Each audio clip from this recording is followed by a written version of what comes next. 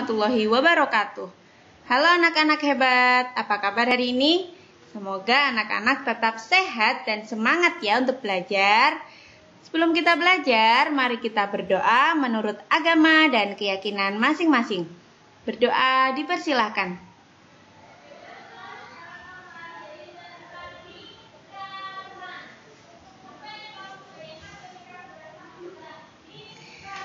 Berdoa selesai. Anak-anak, kali ini kita belajar tema 3, peduli terhadap makhluk hidup. Subtema 1, hewan dan tumbuhan di lingkungan rumahku. Pembelajaran kedua. Ya, manfaat tumbuhan di sekitar kita. Apa hak dan kewajiban kita? Sudah belajar tentang tanaman padi. Betapa banyak manfaat padi. Sebagian besar orang Indonesia menjadikan nasi sebagai makanan utama. Begitu juga Beni. Beni makan nasi sebagai makanan pokoknya. Sebelum itu, ingat ya, bijak menggunakan, merawat, memperindah. Nah, setiap hari, Beni, adik, dan kedua orang tuanya selalu makan malam bersama. Di keluarga Beni, semua orang diberi kesempatan untuk mengambil nasi sendiri. Ibu Beni selalu berpesan, ambil secukupnya. Adik Beni sering tidak menghabiskan nasinya. Alasannya karena ia sudah kenyang. Seringkali ibu mengingatkannya, namun adik Beni belum juga mau menghabiskannya. Berbeda dengan adiknya, Beni selalu menghabiskan makanan. Dia selalu mengambil secukupnya. Musikan ini. Apa yang dilakukan adik Beni terhadap makanannya? Jelaskan jawabanmu. Sudah jelas, ini soalnya ada kata jelaskan. Jadi jawabannya agak panjang karena ada penjelasannya. Dan setiap mengerjakan soal, anak-anak lihat soalnya. Nanti ada kata pengantar yang dalam soal yang menghubungkan jawaban. Jadi misal nomor 1 ini ya. Yang dilakukan adik Beni terhadap makanannya adalah sering tidak menghabiskan nasi dengan alasan dia sudah kenyang. Itu jawabannya berhubungan dengan soal dan ada penjelasannya ya, penjelasan yang yang jelas sesuai dengan teks tadi. Oke, begitu ya cara mengerjakan soalnya. Sekarang nomor 2, apa yang dilakukan Beni terhadap makanannya? Ini yang Beninya yang gimana ya? Jelaskan jawabanmu, jawab sendiri. Manakah yang menurutmu telah bersikap bijak terhadap makanan? Beni atau adiknya? Jawab dulu siapa? Misalnya Beni. Nah, setelah kamu jawab Beni, baru jelaskan kenapa kok kamu pilih Beni sebagai orang yang sudah bersikap bijak terhadap makanan ya. Jadi jangan cuma jawab Beni gitu toh. Nomor 4. Ketika adik Beni membuang makanan, siapa saja yang dia rugikan? Jelaskan jawabanmu. Ada banyak ini yang berhubungan dengan makanan. Mulai dari petani, orang-orang yang mendistribusikan makanan, orang yang menjual, yang memasak, orang tua, dan Beni sendiri ya. Orang lain juga merasakan kerugiannya. Alasannya apa? Kenapa kok orang-orang itu dirugikan? Ini nanti anak-anak juga jelaskan. Kemudian nomor 5, ketika adik Beni makan malam, apakah dia sudah mendapatkan haknya? Sudah belum ya adik Beni makan malam? Sepertinya sudah, tapi jelaskan ya. Jelaskan itu bagaimana mendapat haknya tuh yang bagaimana. Kemudian nomor 6, ketika adik Beni membuang makanannya, apakah dia sudah melaksanakan kewajiban? Makanan dibuang-buang, menurut anak-anak gimana ini? Sudah melaksanakan kewajiban? Dijelaskan, sudah atau belum nanti dijelaskan ya.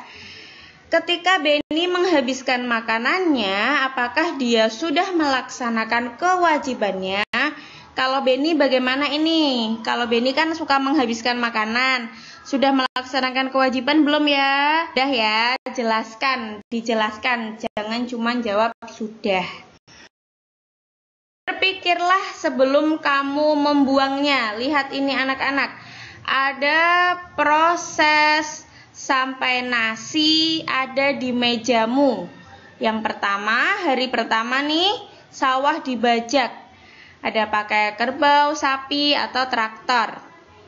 Kemudian padi ditanam.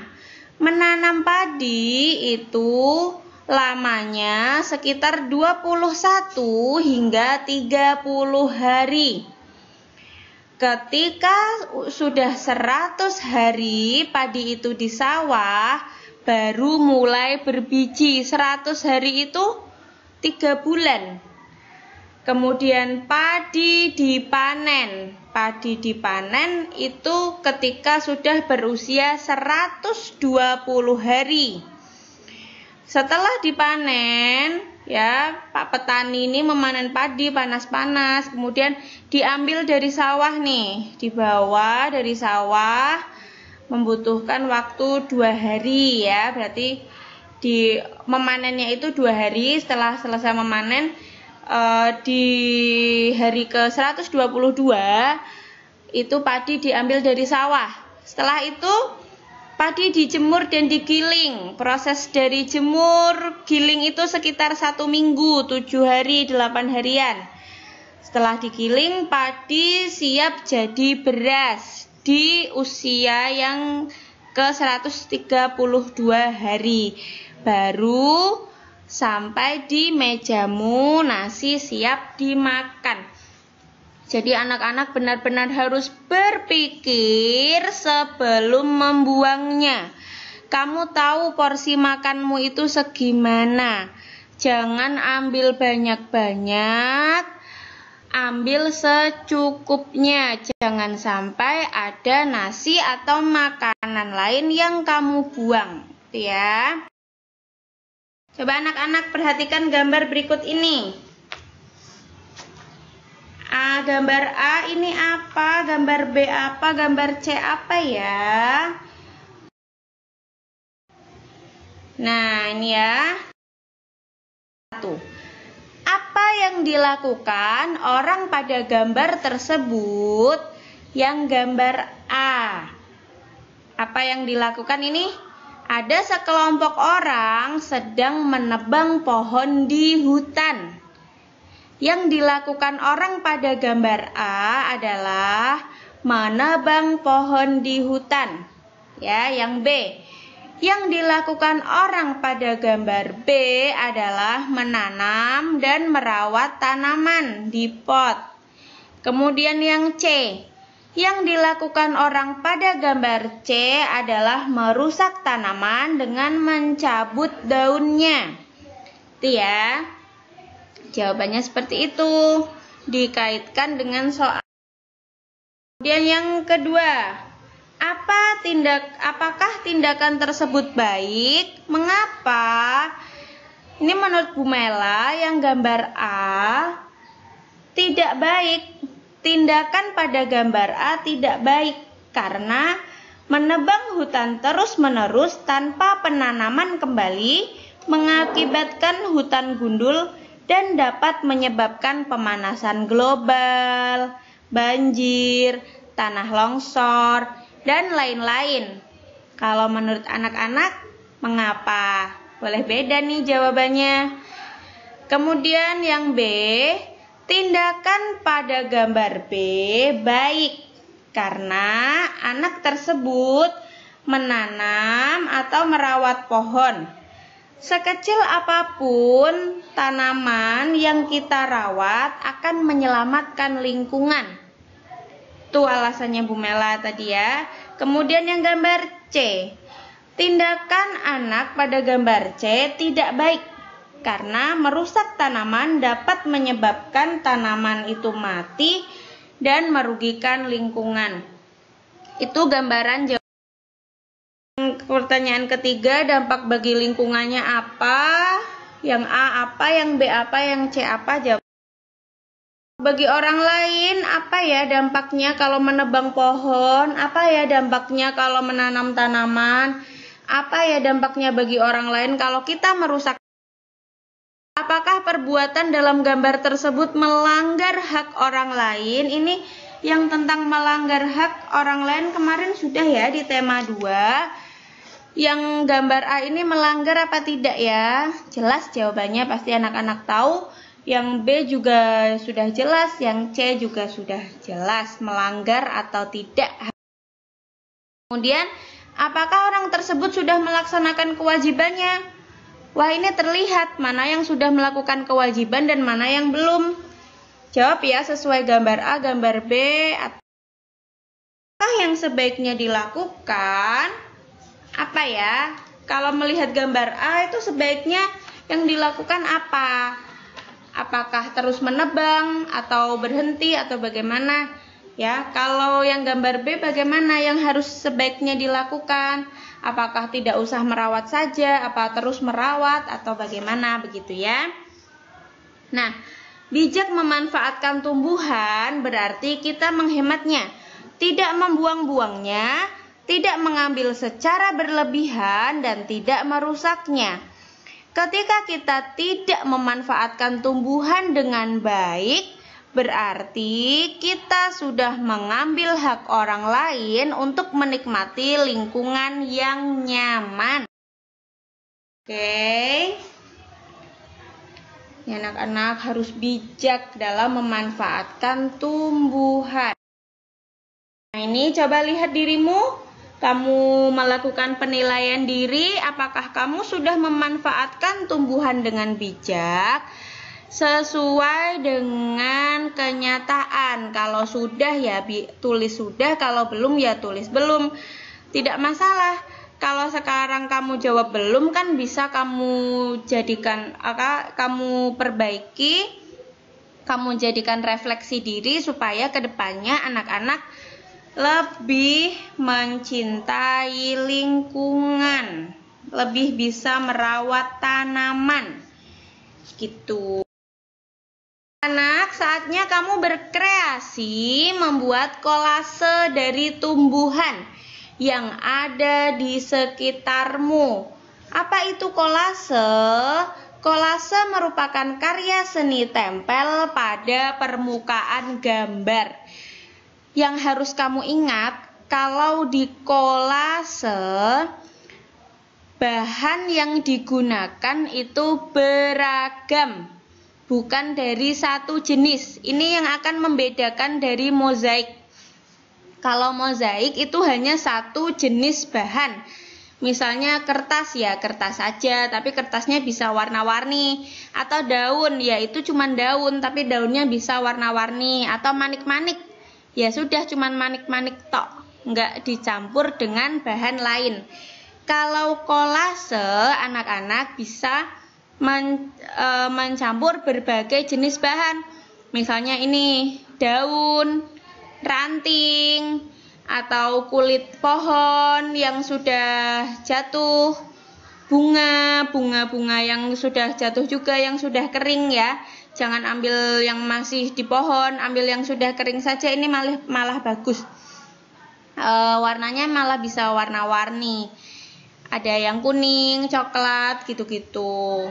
Ya, jadi kalau kolase, karya seni tempel pada permukaan gambar yang menggunakan berbagai jenis bahan. Bagaimana cara membuat kolase? Sebelumnya anak-anak harus siapkan bahan-bahannya dulu, yaitu daun-daunan kering, batang tumbuhan, dan lem ya. Alatnya yaitu gunting. Barangkali anak-anak itu nanti butuh menggunting ranting atau daunnya sesuai dengan bentuk yang anak-anak inginkan. Oke, yang pertama siapkan bahan nih. Bahannya kan tadi daun-daun, batang tumbuhan, lem ya. Kemudian gambar yang kamu sukai atau nanti Bu Mela kasih ya gambarnya. Mau gambar kupu-kupu boleh, oke. Kemudian Kemudian aturlah daun-daun atau batang tumbuhan menutupi sketsa gambar. Diatur, dibuat rancangannya dulu biar nanti nggak udah terlanjur dilem kok jelek gitu. Perhatikan ukuran, perpaduan warna dan bentuknya ya, diperhatikan. Tempelkan daun atau batang tumbuhan kering pada kertas gambarmu. Nah, tempelkan daun atau batang tumbuhan kering pada kertas gambarmu dengan menggunakan lem. Jangan lupa anak-anak harus tempel dengan rapi. Kalau sudah selesai, pajanglah karya seni dari tumbuhan kering buatanmu.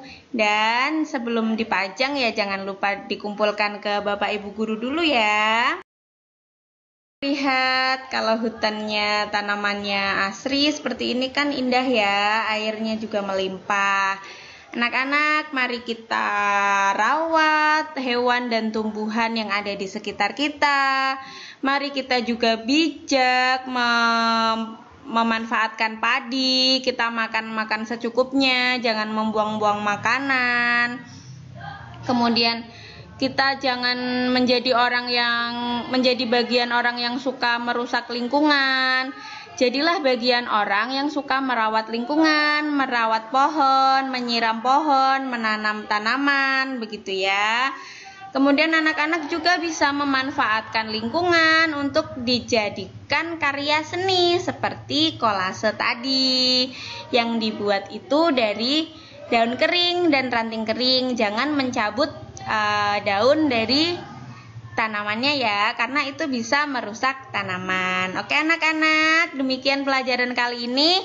Semoga anak-anak paham, senang, dan tetap semangat ya. Wassalamualaikum warahmatullahi wabarakatuh.